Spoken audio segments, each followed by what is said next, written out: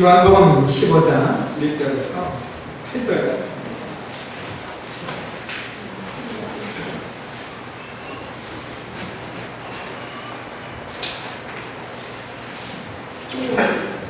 네, 요한복음 15장 있습니다. 요한복음 15장 1절에서 8절까지 말씀 함께 등독해 올리겠습니다. 나는 참과 내 아버지는 누군가 무릇 내게 서있어 열매를 맺지 아니하는 것은 아버지에서 그것을 제거해 버리시고 무릇 열매를 맺는 것은 더 열매를 맺게 하려 그것을 깨끗하게 하시느니라. 너희는 내가 알려준 말로 이미 깨끗하였으니 내 안에 거하라 나도 너희 안에 거하리라. 가지가 포도나무에 붙어있지 않으면 스스로 열매를 맺을 수 없음 같이 너희도 내 안에 있지 않으면 그러니라. 나는 포도나무여 너희는 가지라 그가 내 안에 내가 그 안에 거하면 사람이 열매를 많이 맺느니 나를 따라서는 너희가 아무것도 할 수 없습니다. 사람이 내 안에 거하지 아니하면 거짓처럼 밖에 오래져 거하리니 사람들이 그것을 말하다가 오래되어 사르니라. 너희가 내 안에 거하고 내 말이 너희 안에 거하면 무엇이든지 원하는 대로 구하라. 그러면 이루리라. 너희가 열매를 많이 맺으면 내 아버지께서 영광을 받으실 것이요 너희는 내 제자가 되리라. 아멘. 조명을 위한 기도를 드리겠습니다. 하나님 오늘도 우리에게 말씀을 주시옵소서. 주의 말씀이 우리 가운데 증거되어질 때 우리가 주의 음성을 듣게 하시고 우리에게 주시는 말씀을 통하여서 우리가 하나님의 은혜의 구절 가운데 순간과 나아갈 수 있도록 하나님 축복해 주시옵소서. 성령께서 이 말씀을 우리가 잘 깨닫고 이 말씀을 말씀으로 이해할 수 있도록 조명해 주시길 소망합니다. 성령의 간섭하심과 성령의 임재하심을 통하여서 우리가 말씀을 아버지 말씀으로 받아 우리의 신앙과 우리의 삶을 변화시켜 갈 수 있도록 역사해 주시옵소서. 오늘도 우리 한 사람에서 오셨사는데 하나님 말씀 똑똑히 잘 전하게 하시고 전하는 자나 듣는 자나 성령의 풍성 안에 온전히 서게 귀한 시간으로 인도하여 주옵소서. 감사합니다. 들어가신 예수님의 이름으로 기도합니다. 아멘. 본문의 말씀을 가지고 요한복음 다음에 94번째 시간 신앙은 주 안에 거하는 것입니다.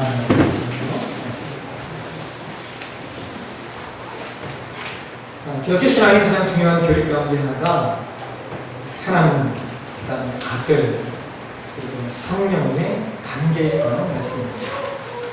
우리는 이것을 삼위일체라고 표현합니다. 오늘날 저와 여러분은 이 삼위일체라는 표현을 자연스럽게 받아들이고 믿고 계시지만 사실상 이 삼위일체 교리는 기독교 역사 속에서 수많은 논쟁의 쟁점이 되었던 내용입니다. 그래서 기독교 역사를 보면 이 삼위일체 교리를 확립하기 위해서 수많은 이단 논쟁이 있었고 또 그 과정 속에서 여러 가지 신조들, 니케아 신조라든지 아다나시우스 신조라든지 칼페틴 신조, 저와 여러분이 아는 사도 신조들을 포함해서 삼위일체 교리가 확립되고 확언되는 것을 볼 수가 있습니다. 그런데 문제는 이렇게 기독교 역사 속에서 수많은 논쟁을 통하여 정립된 삼위일체 교리를 오늘 사는 우리 신앙인들이 이 교리를 제대로 이해하고 있지 못하다는 안타까움을 가지고 있습니다. 여전히 오늘날 한국교회 성도는 삼위일체 교리를 양태론으로 이해하거나 혹은 일신론으로 혹은 삼신론으로 이해하고 있는 경우가 많이 있습니다. 아마 어쩌면 가장 많이 우리가 오해하고 있는 것이 양태론인 것 같습니다. 양태론이라는 말은 하나님께서 어떤 때는 예수님으로 나타나셨고 어떤 때는 성령으로 나타난다는 말입니다. 그래서 많은 교회 목사님들이 이것을 설명할 때 물은 액체이고 얼리면 무체가 되고 끓이면 기체가 된다라고 하는 것으로 설명을 하는데 이것은 양태론입니다. 그리고 기독교 역사는 이미 이 양태론이 우리가 말하는 신앙의 아니를 선언하고 있습니다. 또한 일신론이라고 하는 것은 단순히 하나님을 하나로만 상위를 설명하지 못하기 때문에 우리 신앙이 아니에요. 또 어떤 경우에는 삼위일체를 30년으로 단순히 보시는 분들이 있습니다. 그러나 이건 역시 동시에 일체를 설명하지 못하기 때문에 우리가 믿을 그 신앙이 아닙니다. 예전에 서울에 몇만 명이 모이는 한 대형 교회의 목사님이 동아일보에 전문에 기독교 신앙이 무엇인지에 대해서 글을 실은 적이 있습니다. 기독교 신앙은 이런이라는 겁니다라고 하면서 여러 번 동아일보 전장을 찍어서 이렇게 글을 실었습니다. 그 중에 하나가 이제 바로 삼위일체의 하나님 내용이었는데, 근데 그 목사님이 그 글에 삼위일체를 양태적으로 설명을 한 겁니다. 그것을 보면서 정말 대통했습니다. 여러분 한번 생각해 보십시오. 동아일보 한 장 전문을 돈 주고 광고비를 냈을까요? 내서 기독교 신앙을 설명했는데 겨우 삼위일체를 설명하는 거죠. 설명합니다. 그 글을 읽는 사람들이 기독교 신앙이 이거야 하고 생각할 거 아닙니까?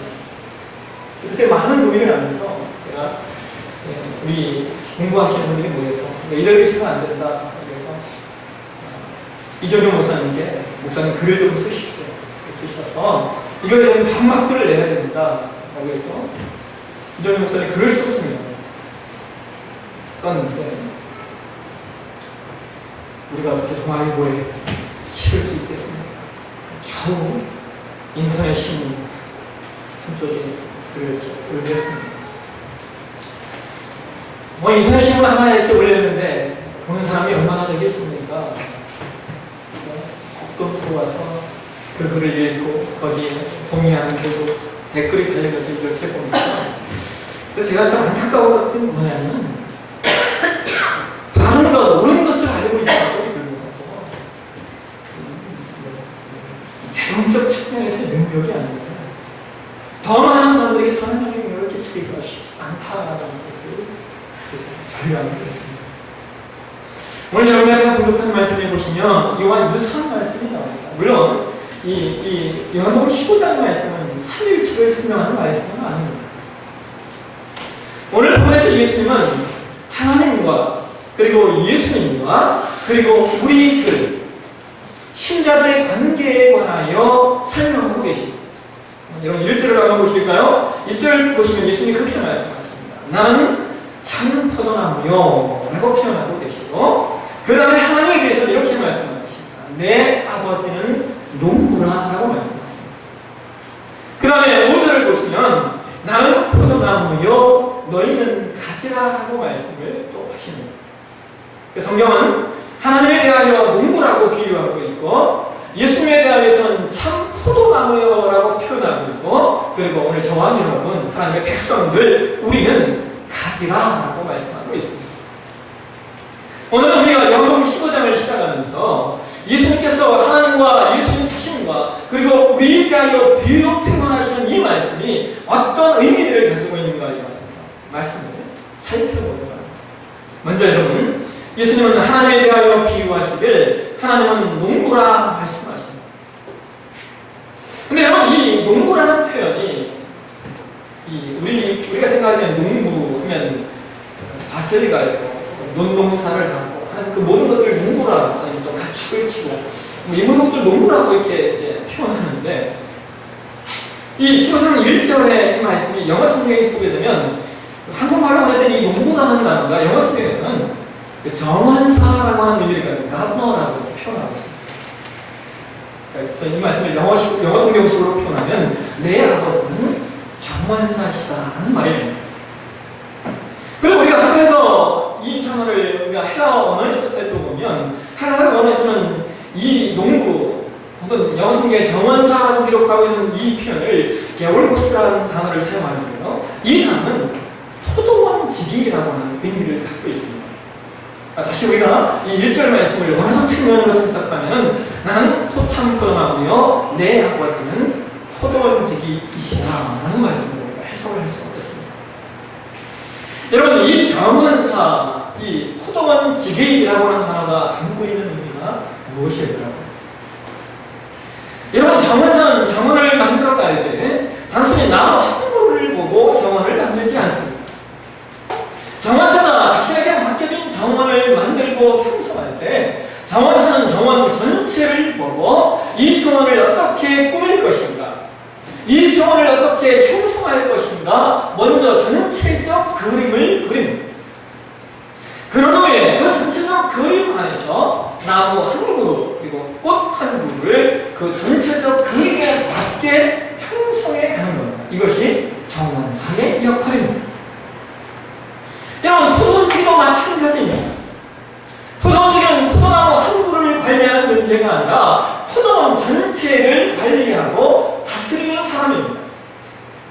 포도원 전체를 관리하면서 그 포도나무들이 잘 성장하여 아름다운 열매를 맺게 하기 위해서 어떤 나무에는 가지치기를 하기도 하고 어떤 나무는 모양과 위치를 바꾸어 잡아주기도 하기도 합니다. 또 어떤 나무는 다른 나무와의 위치와 성장 관계에 있어서 다른 곳에 옮겨 심기도 하면서 포도원 전체를 바라보면서 관리하는 것이 포도원 지기의 역할입니다. 여러분, 그런 의미에서 오늘 예수님께서 하나님을 비유하여 설명하신 이 농부, 정원사, 그럼 포도원 지기라는 말씀은 하나님의 하나님 되심을 가장 잘 표현하는 말씀이 아닐 수가 없습니다. 여러분, 하나님은 삼위로 존재하십니다. 이 삼위를 우리가 뭐라고 얘기해요? 성부와 성자와 성령이라고 말합니다. 하나님이 삼위로 존재한다는 말은 성부, 성자, 성령 하나님께서 각각의 독립된 인격, 이해하기 위해서 인격이라고 표현했는데 굳이 명확히 표현하면 신격이라고 표현합니다. 성부, 성자, 성령께서 독립된 신격을 가지고서 객체로서의 그 위치, 위격이 있음을 말하는 말이 삼위라는 말입니다. 이 삼위 하나님의 독립된 위격을 가지고 계시다라고 하는 것은 성부의 사역과 성자의 사역과 성령의 사역이 독립되어 있다는 말입니다. 우리가 이것을 특별히 동원에 있어서 우리가 이 내용을 살펴보면 성부의 사역과 성자의 사역과 성령의 사역이 각각 다릅니다. 인간권에 있어서 성령 하나님께서 행하시는 사역은 인간의 구원을 예정하시고 계획하십니다. 굳이 표현하자면 아까 우리가 하나님을 정원사, 포도원적인 말했던 것처럼 하나님은 인간 구원을 위한 전체적인 그림을 그리시는 겁니다. 그리신 분입니다. 하나님이 그 전체적인 그림을 그리시고 인간을 어떻게 구원하실까 작정하시는 것이 성부 하나님의 사역입니다. 그리고 그 과정 속에서 성자 예수님께서 인간으로 오셔서 십자가의 죽으심으로 말미암아 인간에 대한 구속을 성취하십니다.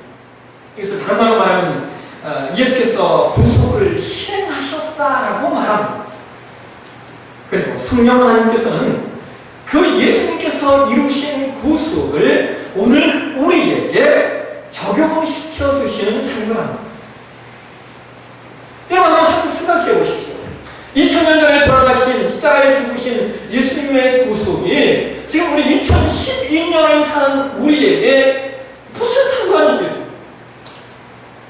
그러나 2000년 전에 돌아가신 예수 그리스도의 그 십자가의 보혈이 오늘 우리의 보혈이 되도록, 우리를 위하여 흘리신 보혈이 되도록 우리 가운데 역사하시고 우리 가운데 감동의 사역으로 역사하시는 것이 바로 성령의 사역입니다. 성령께서 우리를 찾아오셔서 우리 안에 그 십자가의 은혜를 적용시켜 주시고 우리로 말미암아 그 은혜를 깨닫게 하시고 우리로 말미암아 그 은혜에 감동하게 하시는 것이 성령의 사역입니다. 그래서 우리는 오늘날 성령의 은혜, 성령의 감동하심을 통하여 예수를 믿게 되는 것입니다. 예수 안에 거하게 되는 것입니다. 하나님을 표현합니다. 하나님은 무하고 하나님은 정원사라, 하나님은 포도원직이라 말씀하시는 이유가 이것 때문입니다. 하나님의 영원하신 그에게 의한 역사를 주관할 것이고, 그 하나님의 영원하신 신적 작정에 의거하여 오늘 우리는 오늘 하루를 살고 있는 것입니다.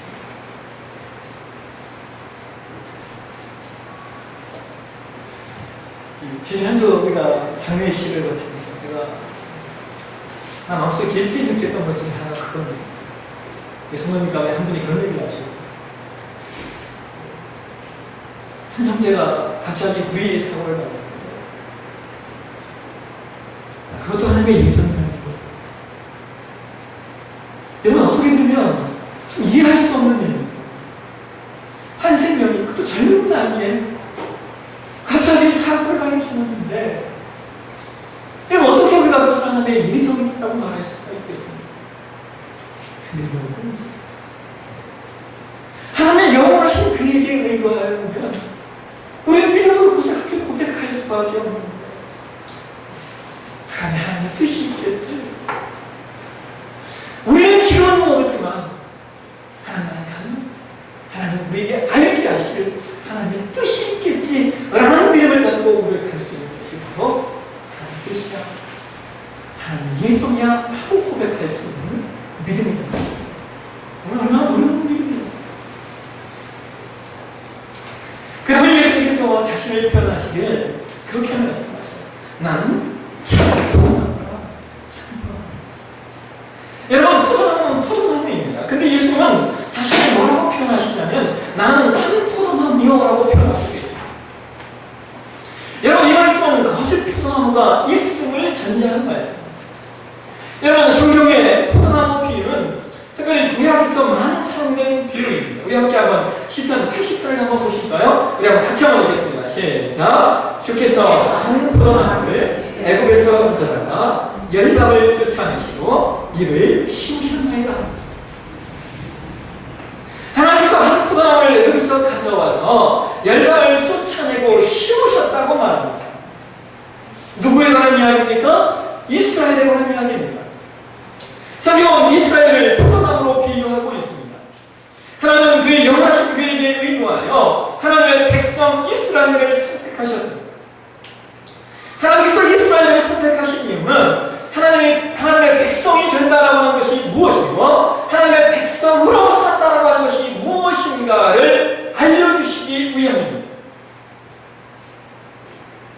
그런데 여러분, 성경은 이렇게 선택받은 이스라엘이 결국에 하나님의 백성답게 살지 못하고 있는 것을 구약성경 전체에서 누누이 말씀하고 있습니다. 여러분, 이것을 예레미야 2장 21절에서 이런 말을 합니다. 내가 너를 순전 창조자 곧 귀한 포도나무로 심었거늘 내게 대하여 이방 포도나무의 악한 가지가 되면 어찌 믿노? 한탄하는 겁니다. 하나님께서 이스라엘을 포도나무로 비유하면서 창조자로 심었는데 다른 나무와 다른 종자가 되어있다라는 거예요. 여러분, 우리가 이 이스라엘의 포도나무 비유에서 배우고 깨우쳐야 하는 것은 하나님께서 이스라엘을 포도나무로 심으셨지만 이스라엘이 자신들 스스로를 잡종으로 만들어버렸다는 거예요. 잡종으로. 그러니까 결국 하나님의 백성들이 어떻게 살아야 할 것인가를 우리에게 이스라엘을 통하여 보여주시려 하셨는데 결국 우리가 배울 수 있는 건 뭐예요? 저렇게 살면 안 된다라고 하는 것을 배울 수밖에 없게 되었다는 겁니다.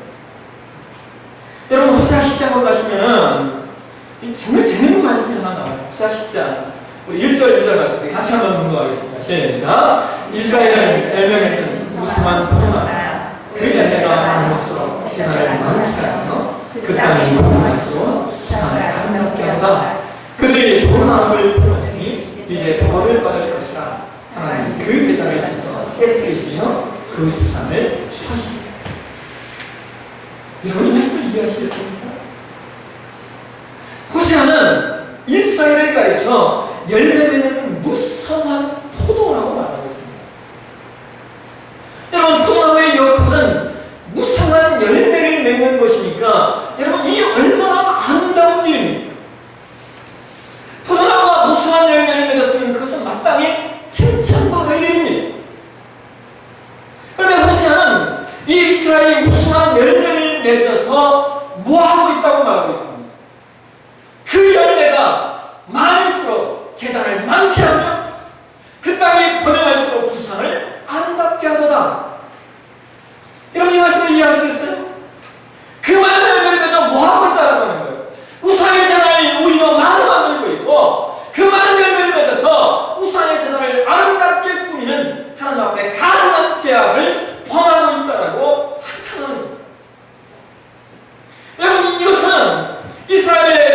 이스라엘이 포도나무의 아름다운 열매들이 그들에게 오히려 축복이 되는 것이 아니라 오히려 독이 되고 있음을 말하고 계신 거예요.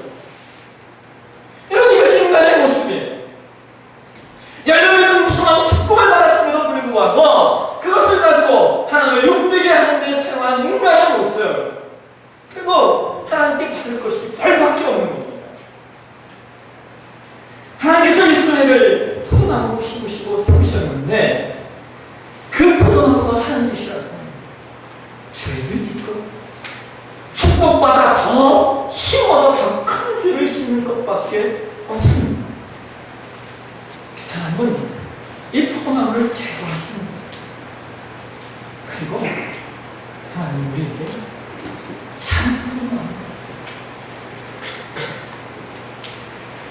포도나무를 예비하시고 하나님의 때에 우리에게 허락하시는 것입니다. 우리의 힘으로, 우리의 능력으로 되지 않기 때문에 하나님은 하나님의 선하신 계획과 그 뜻에 의거하여 이 땅 가운데 예수 그리스도를 보내셔서 그분이 참 포도나무가 되게 하신 것입니다. 저는 이스라엘을 포도나무로 삼으시고 그 포도나무가 어떻게 자기 스스로는 가능하지 않은가, 어떻게 이스라엘은 포도나무가 될 수 없는가를 우리에게 깨우치게 하셨던 하나님께서 이제는 예수 그리스도를 통하여 참 포도나무가 되게 하시면서 저와 여러분의 위치를 옮겨 놓으십니다. 이것을 성경은 이렇게 말합니다. 너는 가지라.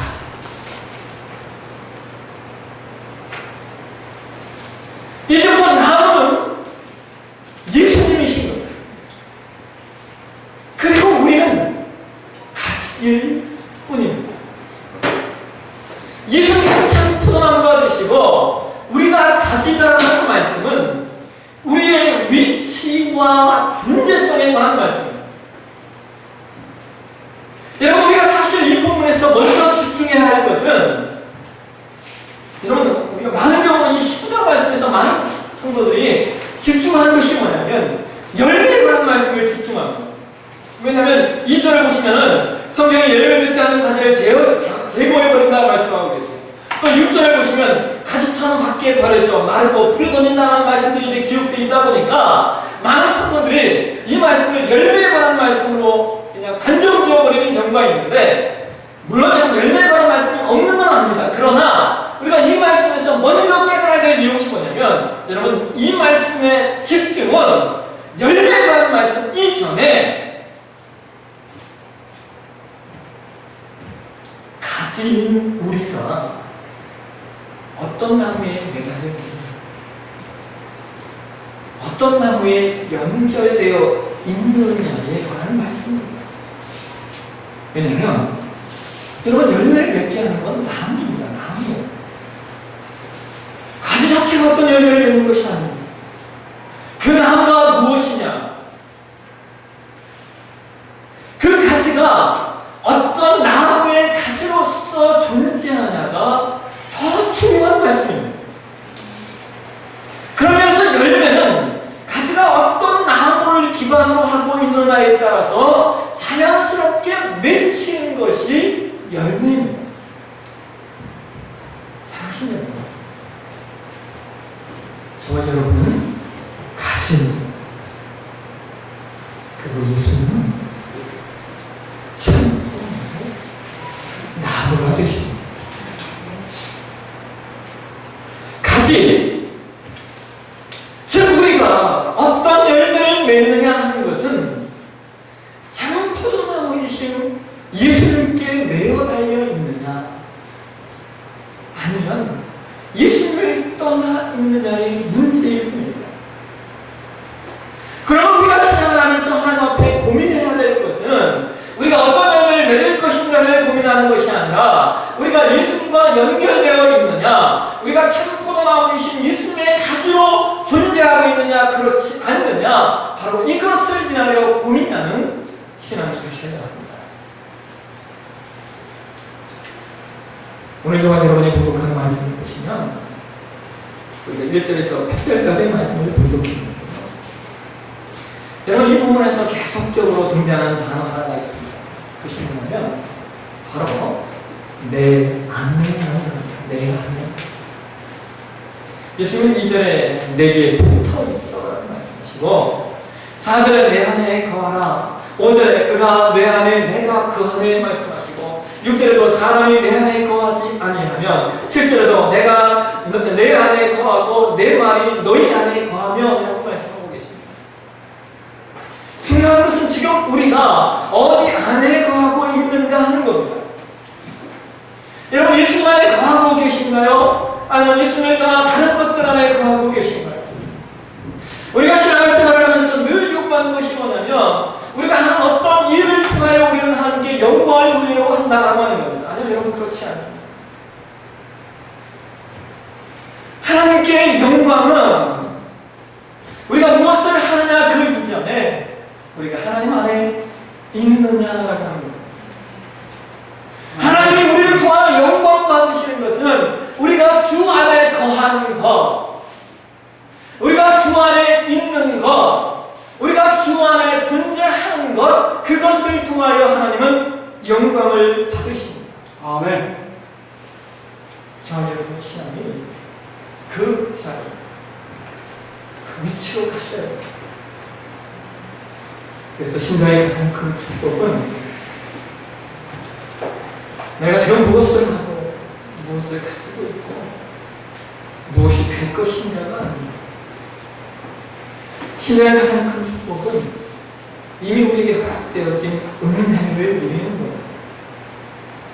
그 은혜, 하나님 저와 여러분의 아버지가 되어주시고 하나님이 저와 여러분의 아버지가 되어주셨습니다. 하나님이 저와 여러분의 구원자가 되어주셨습니다.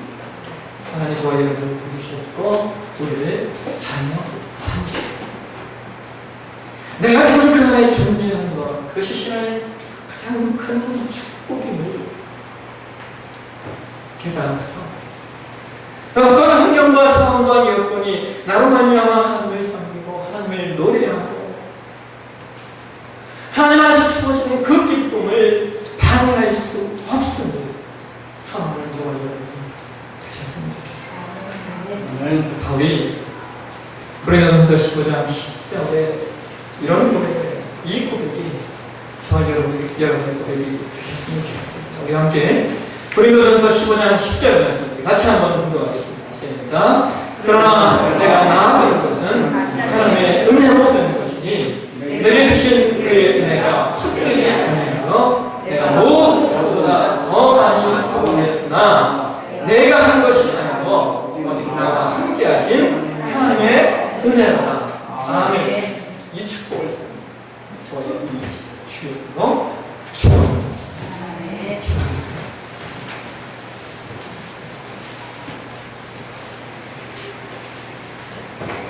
하나님, 신앙의 가장 큰 축복, 신앙의 가장 큰 도움은 주 안에 거하는 것이 놓치지 않은 우리 모두가 되었으면 좋겠습니다. 우리가 애쓰고 수고하려고 할 수 있는 것, 그래서 그 다른 어떤 일보다 주 안에 거하는 것, 하나님 안에 거하는 것, 하나님 주시는 기쁨과 그 은혜를 놓치지 않는 것입니다.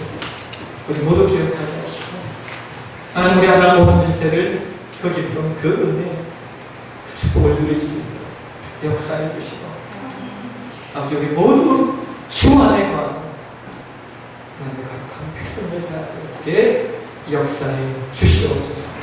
감사합니다. 거룩하신 예수님의 이름으로 기도합니다. 아멘.